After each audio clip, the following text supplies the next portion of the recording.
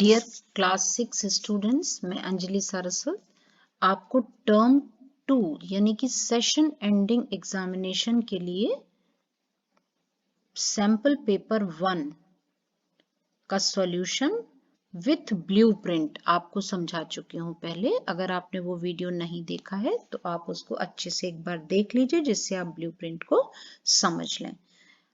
आज हम करने वाले हैं सैंपल पेपर 2। अगर आप 2 पेपर बहुत अच्छे से कर लेते हैं तो आपको समझ आ जाएगा कि आपका जो फाइनल पेपर होगा वो बिल्कुल इसी पैटर्न पर बनेगा। टाइम रहेगा 90 मिनट्स, मैक्सिमम मार्क्स 40। आपका जो क्वेश्चन पेपर है उसमें 4 सेक्शंस हैं ABCD। Total number of questions हैं 24 और सभी क्वेश्चंस कंपलसरी हैं। आप सेक्शन A पहले डालेंगे और 1 2 3 करके क्वेश्चंस करेंगे। सेक्शन A में 10 क्वेश्चंस हैं ऑब्जेक्टिव, एक एक नंबर के 1 मार्क का। So let's start with the question and answer session. The presence of specific features which enable an organism to live in its surroundings is अपने आसपास के माहौल में हम अडेप्ट करते हैं खुद को, उसके लिए जो स्पेसिफिक फीचर्स हो जाते हैं उसको हम कहते हैं एडेप्टेशन। ठीक, which is question 2, which is a biotic component of environment. Biotic का मतलब होता है लिविंग, प्लांट्स बिल्कुल ठीक, एनिमल्स, माइक्रो ऑर्गेनिजम्स, तीनों सही हैं यानी कि ऑल ऑफ दीज। ये आपका आंसर सही होगा। A non luminous object is an object which, non luminous का मतलब होता है जो अपनी लाइट खुद इमिट नहीं करता। The object which does not emit its own light is called non luminous. A produces its own light, नहीं, कैंसिल कर दीजिए। Does not produce its own light, yes, does not produce its own light. ठीक है। यहाँ बच्चों आपको एक बात ध्यान रखनी है, मैं आपको जरा मार्किंग स्कीम दिखा रही हूँ। इसमें केवल ऑप्शंस लिखे हुए हैं ऐसे करके, बी डी, ऐसा नहीं करना है, आपको कंप्लीट लिखना है। जैसे सेकंड का आंसर था ऑल, तो आप डी भी लिखिए और उसके साथ ऑल भी लिखिए। ठीक है। फर्स्ट का आपका ऑप्शन था बी और उसका जो वर्ड था वो था एडेप्टेशन। समझ में आ रहा है?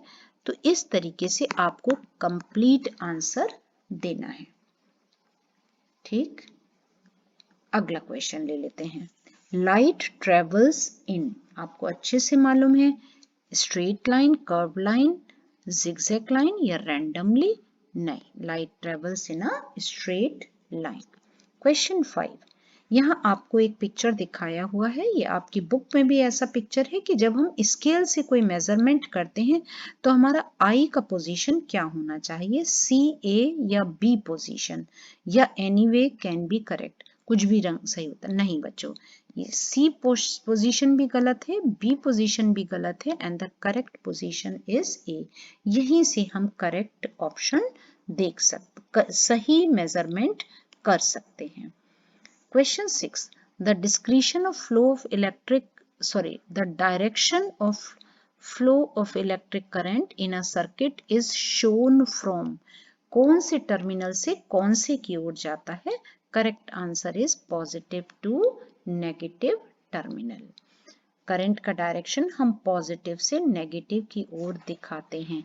देखिए आपको इस तरह से बनाते हैं आप सेल, पॉजिटिव लाइन और एक ये नेगेटिव लाइन। तो जब करंट का डायरेक्शन बताते हैं तो हम पॉजिटिव टू नेगेटिव, यहाँ मान लीजिए कि आपने बल्ब लगा दिया और यहाँ पर की लगा दी, तो डायरेक्शन हमारा पॉजिटिव टू नेगेटिव होता है। ठीक है। Question 7, which of these substances are likely to be attracted to a magnet? कौन से सब्सटेंसेस हैं जो मैग्नेट अट्रैक्ट कर लेगी उनको? तो आपको मालूम है मैग्नेटिक मटेरियल होना चाहिए। नेल तो सही है लेकिन पेंसिल गलत है, तो ये गलत हो गया। इरेजर और पेंसिल दोनों नॉन मैग्नेटिक हैं। नेल एंड सेफ्टी पिन दोनों ही मैग्नेटिक मटेरियल है। बॉइलिंग पॉइंट ऑफ वाटर आपको अच्छे से पता है 100 degree Celsius. Major part of the air is constituted by oxygen, nitrogen, carbon dioxide या इनर्ट गैस। नाइट्रोजन है एंड दैट इज 78% एयर में। ठीक, आगे चलते हैं। Garbage from cities is collected at, जो शहरों से गार्बेज कलेक्ट किया जाता है वो कहाँ पर होता है? लैंडफिल एरियाज या रिवर साइड्स या inside the ponds and lakes near every colony. ये कलेक्ट हो कहाँ डाला जाता है? लैंडफिल एरियाज में, और वहां से ये कलेक्ट किया जाता है। राइट, चलिए बी सेक्शन ले लेते हैं हम, जो आइडेंटिफिकेशन और क्लासिफिकेशन पर बेस्ड है। Name the manure made from kitchen waste. कौन सा मैन्योर होता है जो किचन वेस्ट से यूज होता है, किचन वेस्ट से बनाया जाता है? मार्किंग स्कीम देखते जाइए। That is compost. कौन सा है? That is compost. Question 12, question 12 ले लेते हैं। If the following substances are buried in a pit for 4 to 5 days, pick out the substances that will rot completely। यहाँ नीचे कुछ मटेरियल दिए हुए हैं, ये देखिए, dry leaves, pieces of glass, aluminium foil and old paper. 4-5 दिन बाद इसमें से कौन डिकम्पोज हो जाएंगे, सड़ जाएंगे?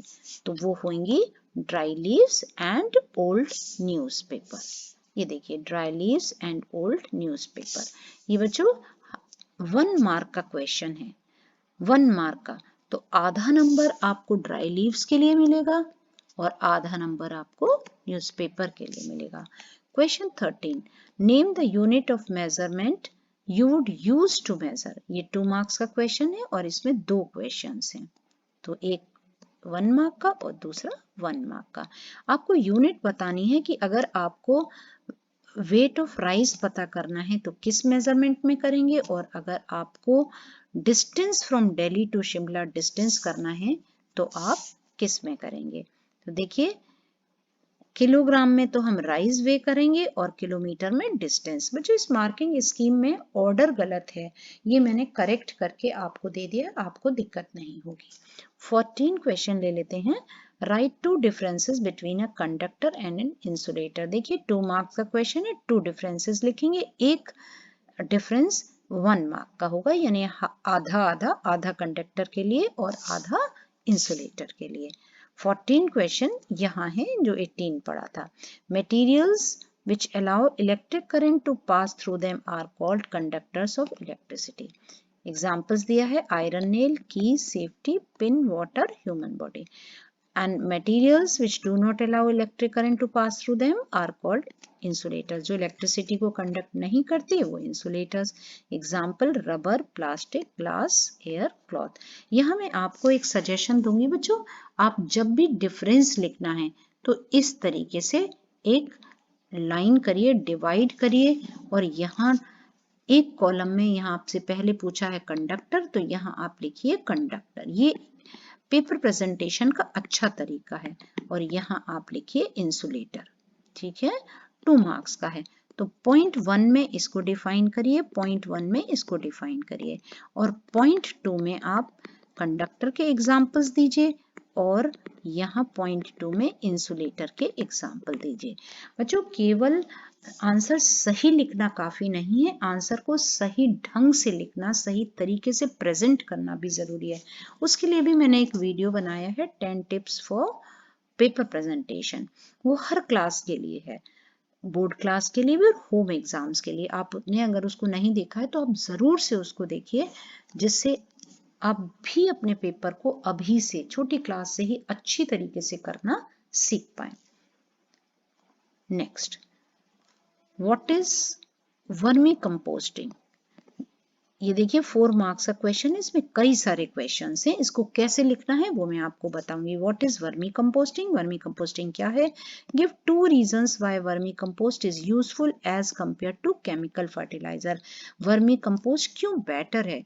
आपको 2 रीजन देने हैं कि वो केमिकल फर्टिलाइजर से बेहतर क्यों है या यूजफुल क्यों है। Why should we not use waste that may contain salt, pickle, oil, vinegar, milk preparations as food for red worms in vermi compost pit?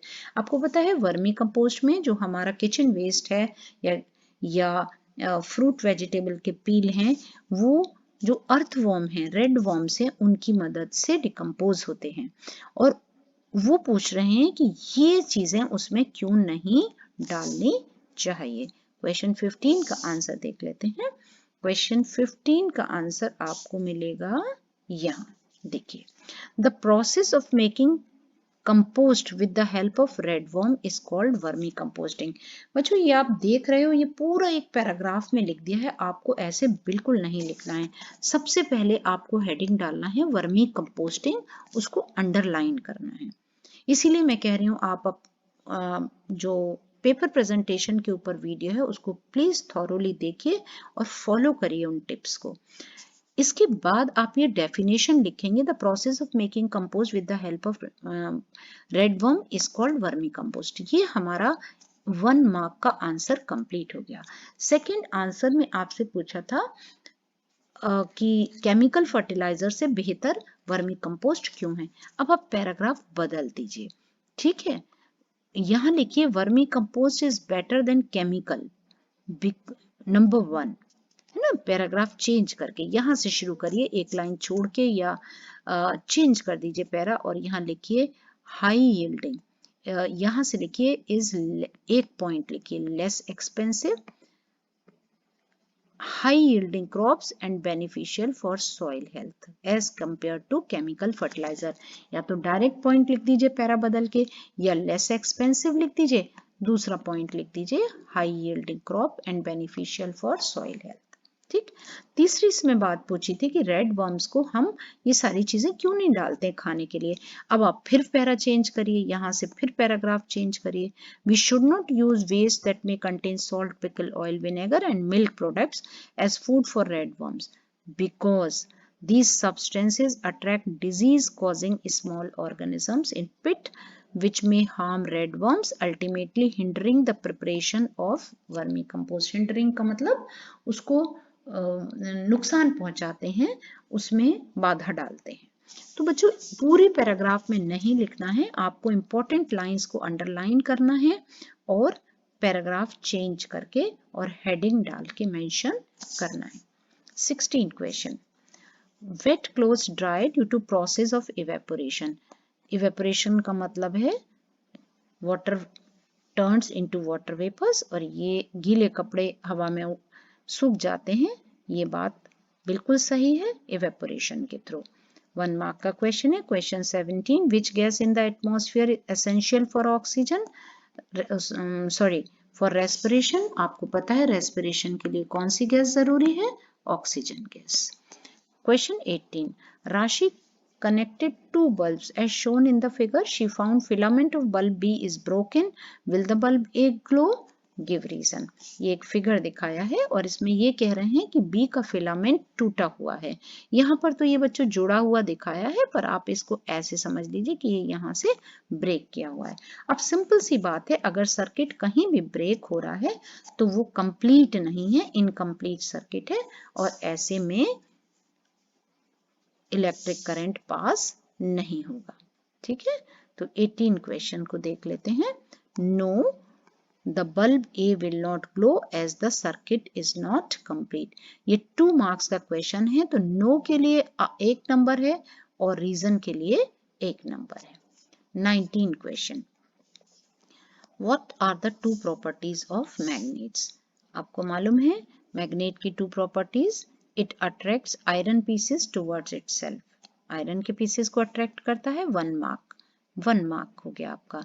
Second point is it always align itself in the same north side direction if left to rotate freely. अगर इसे freely धागा बांध के छोड़ दिया जाए तो ये हमेशा नॉर्थ साउथ डायरेक्शन को ही शो करता है। This is also for 1 mark. Question number 20, इसको समझ लेते हैं। द कंटिन्यूअस, ये केस स्टडी बेस्ड क्वेश्चन है। कैसा है ये, केस स्टडी। ये 4 मार्क्स के क्वेश्चन आएंगे केस स्टडी बेस्ड। इसमें 4 क्वेश्चंस दिए हुए होंगे आपको, राइट। पढ़ते हैं। पैराग्राफ को पहले बहुत अच्छे से थॉरोली पढ़ना है, इंपॉर्टेंट लाइंस को मार्क करना है, आपको वहीं से आंसर मिलेंगे। The continuous circulation of water from the earth surface to atmosphere and from the atmosphere back to earth is called water cycle in nature. Water cycle क्या है कि पानी का, वाटर का सर्कुलेशन, पानी नीचे से ऊपर जा रहा है और फिर ऊपर से नीचे आ रहा है, साइक्लिक प्रोसेस है। Water which was taken from the earth returns to the earth, water जो अर्थ से लिया गया वही अर्थ पर वापस आ गया, hence the water cycle is completed. Water cycle complete हो गया। Once again water evaporates and water cycle is repeated, फिर से वाटर इवेपोरेशन हुआ और फिर कंडेंसेशन हुआ, फिर इवेपोरेशन हुआ, इस तरीके से साइकिल कंप्लीट हो गया। The occurrence of water cycle in nature is a continuous process, the water cycle never ends, यानी कि ये एक लगातार चलने वाला प्रोसेस है जो कभी एंड नहीं होता। अब इस पैराग्राफ के ऊपर क्वेश्चंस हैं। The highly salty water of N ocean is converted into pure water in nature. जो अभी अभी आपने देखा कि सर्कुलेशन में, जैसे ओशन का पानी बहुत सॉल्टी है, वहां से सॉल्ट नहीं इवेपोरेट होगा, केवल वाटर इवेपोरेट होगा और फिर वो वापस से आ जाएगा, तो ये क्या कहलाएगा? Water cycle. ठीक। During water cycle in nature, when sea water containing a lot of dissolved solid chemicals is converted into pure water, अभी अभी हमने बात किया कि जैसे ये ओशन है, ठीक है, पानी भरा हुआ है, तो यहाँ से वाटर, ये सन है, इसकी लाइट से, इसकी हीट से ये वाटर वेपर्स, रेज ऊपर जा रही हैं, यही तो है, और ये क्या बना रही हैं? क्लाउड्स बना रही हैं। अब जब ये क्लाउड्स बन गए उसके बाद कंडेंस हुए और फिर यही बारिश की फॉर्म में नीचे आ गए, तो कंटिन्यूअसली वाटर साइकिल चलता रहता है। Then water goes chemical changes only और फिजिकल। देखिए, केमिकल चेंज का मतलब है कि कोई जो प्रोडक्ट बन रहा है उसमें ऐसा बदलाव हो जाए कि उसकी प्रॉपर्टीज बिल्कुल अलग हों, लेकिन यहाँ बच्चों कोई चेंज नहीं हो रहा है, यहाँ भी वाटर ही है, ये भी वाटर है, और जो रेन वाटर हो रहा है ये भी वाटर की फॉर्म में है, ठीक है, पानी की फॉर्म में जा रहा है, ड्रॉपलेट्स बन, वेपर्स की फॉर्म में जा रहा है, वे कंडेंस हो रहा है और फिर ड्रॉपलेट्स की फॉर्म में वापस आ रहा है, तो ये कैसा फिनोमिना होगा? ये आपका फिजिकल चेंज होगा, ठीक है। कौन सा क्वेश्चन है ये? आपका 20 का, आपको 20 का मार्क दिखा देते हैं। Option C, and option C है वाटर साइकिल, वाटर साइकिल, ठीक। दूसरा था physical changes only because properties of water remain same. इसी का थर्ड पार्ट देख लेते हैं। The loss of water from the leaves of plants as water vapor through the stomata is called transpiration। बिल्कुल सही बात है कि जो लीव्स, स्टोमेटल ओपनिंग से वाटर इवेपोरेट होता है, निकलता है, उसको इवेपोरेशन ना कहकर क्या कहते हैं? Transpiration. So it is yes. आपको मार्किंग स्कीम में भी दिखा देते हैं, यस, ट्रांसपिरेशन। नेक्स्ट ले लेते हैं। Why ocean water is not fit for drinking. Ocean का जो पानी है बच्चों, कहते हैं ना समुद्र का पानी बहुत खारा होता है, खारा का मतलब है उसमें नमक ज्यादा होता है, यानी कि सॉल्ट्स ज्यादा होते हैं, डिजॉल्व्ड सॉल्ट्स ज्यादा होते हैं, और वो हम उसको पी नहीं सकते हैं, ऐसा वाटर हार्ड वाटर कहलाता है। बहुत ज्यादा नमकीन पानी हमारी बॉडी को सूट नहीं करता है। Next question, observe the diagram below and answer the questions that follow. 2 marks का क्वेश्चन है ये, देखिए, just a minute।